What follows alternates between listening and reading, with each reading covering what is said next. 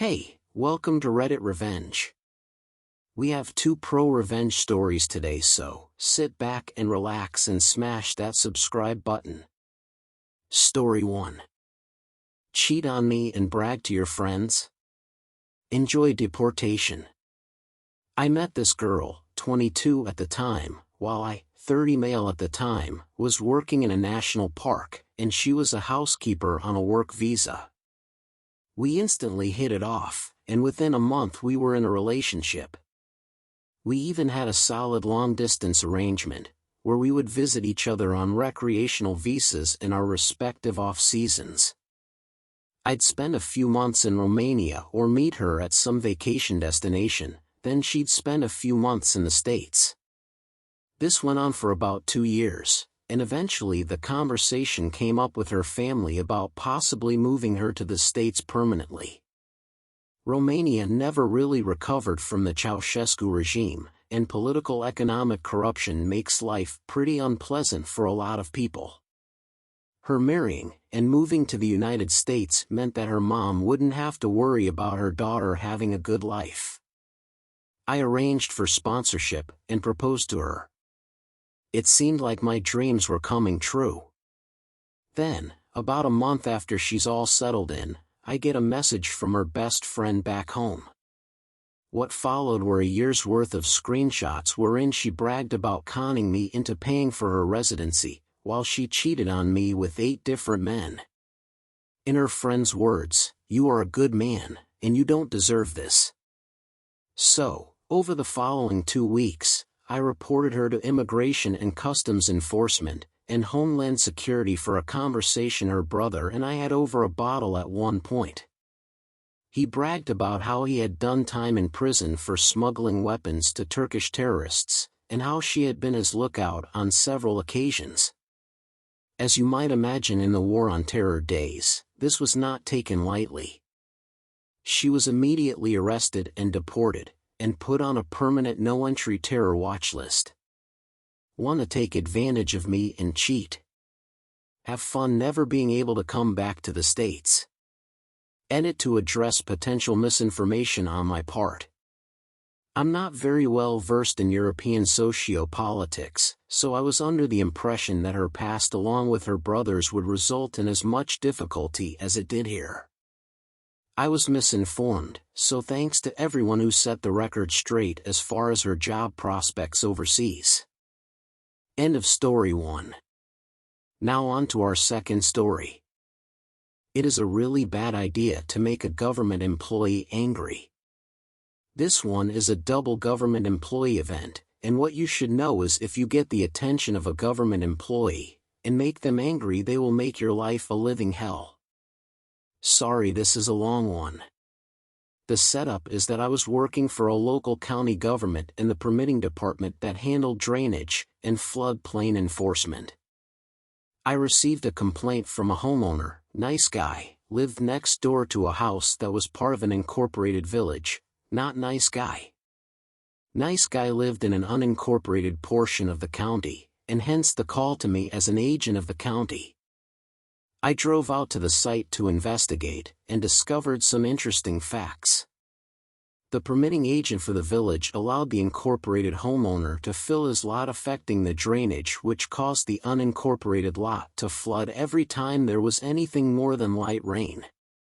Nice guy indicated that there was some tension between him and not nice guy, and part of the issue was that nice guy and his partner were a gay couple. This ran up a red flag for me, but in trying to be impartial, I took the information and some photos for the file and indicated that I would contact the village to find a resolution. I wrote a letter and then called the village inspector Jack Wagon to discuss.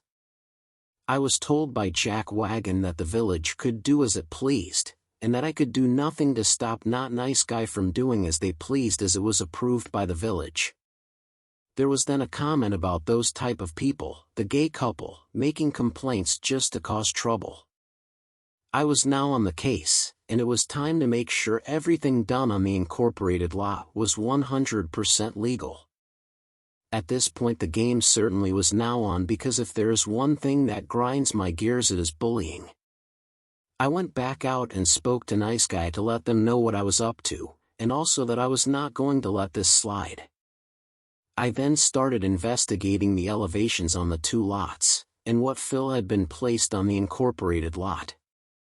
The not nice guy came out, and started getting belligerent about my presence, and ongoing investigation. He incorrectly stated that I did not have jurisdiction over his lot, and that he would be calling the police. I patiently listened, and then pulled out my two-way radio, and requested that the home base dispatch both a village and a county police unit to the location.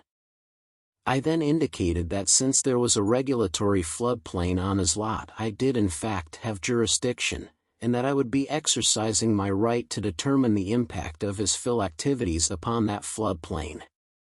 Both of the police units showed up, and I let them know what was going on. They were both appropriately agitated to have to waste their time, and let not nice guy know that I was within my authority to proceed with the investigation.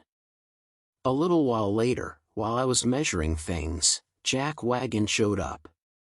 He stated berating me about harassing the village resident, and threatening calling my boss and filing a complaint and so forth. I invited him to do so, quoting which parts of the code he should indicate I was violating. I was using marking paint to show the limits of the floodplain for the photos for the file, and what do you know, Jack Wagon's shoe got painted when he tried to stop me. Obviously he was even more angry, as was the homeowner, due to very bright orange paint in the grass in his yard. I pointed out I had done the same on the neighboring lots, but they just kept complaining. It was actually marking chalk that comes off pretty easily. Interestingly, I found two really wrong things on not nice guy's lot. 1. There was fill placed in the floodplain. 2. A garden shed was built on the fill, and partially within the floodplain.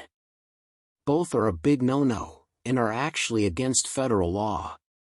So, the course of action had two parts. 1. Make the incorporated homeowner remove the fill and shed from the floodplain. 2. Let nice guy place fill in their lot outside of the floodplain to counteract the fill remaining in not nice guy's lot outside of the floodplain. I also told nice guy it would be a good idea to run a field tile on their side to drain the water that would inevitably pond up between the two lots when it rained. Predictably, not nice guy and Jack Wagon got super angry when I sent the letter out that there were violations that either had to be corrected, remove fill and shed, or apply for a revision of the floodplain with the Army Corps of Engineers. Good luck with that. This then led to a meeting at the county office with not nice guy, Jack Wagon, my supervisor, and myself. Quickly things went to 11, and there was yelling by Jack Wagon about abuse of power, etc. The department head came into the conference room, and told them both they were wrong and that they should leave peacefully, and comply or face the consequences, meaning fines. The best part was that not nice guy had to apply for a permit, and guess who was the one to review and approve it? That's right, yours truly. Now, I was following the letter of the law, but you have to know that poor government workers are underpaid and overworked. Strangely, the permit for nice guy was almost immediately approved, while not nice guy had to have a very thorough review to ensure it was correct. You could make a case I was abusing my power, but I can assure you that the timing for their review was well within acceptable limits. Also, how could I be held to account that they misfiled 3 times before they finally got it right? Generally, if you behaved like a civil human, and came to the office, we would help you get things done properly so the permit would go through first time, but not nice guy decided he could do it all on his own, so it took him 3 tries. Had he come to the office, I would have given him the same service as others, but he decided to take the hard route, and therefore I didn't give a single inch when it came to the submission being perfectly correct. Ultimately, the situation was resolved, but it took a lot more effort than it should have. Moral of the story: don't be an entitled homophobic asshole. And that's the end of our second story today. I hope you enjoyed. Please like and subscribe so you don't miss the daily upload. Have a great day.